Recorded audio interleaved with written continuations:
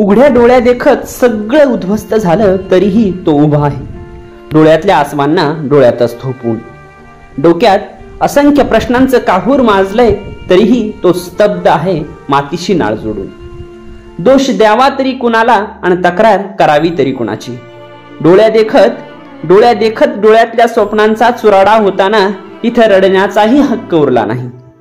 वर्षभर राबून घास कमवायचा आणि तो तोंडात जाण्यापूर्वीच नियतीनं अशी लाथ मारायची. याला नेमकं म्हणावं तरी काय? प्रश्न सरळ आहे, उत्तर मिळत नाही. आम्ही जगावं तरी कसं आता खरंच कळत नाही. कित्येकदा उद्ध्वस्त होऊन नव्यानं उभं राहण्यासाठी पुन्हा बळ आणावं तरी कुठून?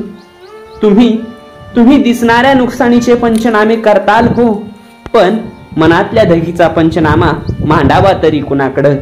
इथं कुणीच आपलं उरलं नाही, मग धाव घ्यावी तरी कुणाकडं? असो, हे बोलून संपणार नाही, पण मन मोकळं केलं की अशी संकट पेलायला पुन्हा बळ येतं. खचून जमेल कसं पुन्हा उठावं लागेल, डोळ्यात स्वप्नांच्या ठिणगीला पुन्हा पेटावं लागेल.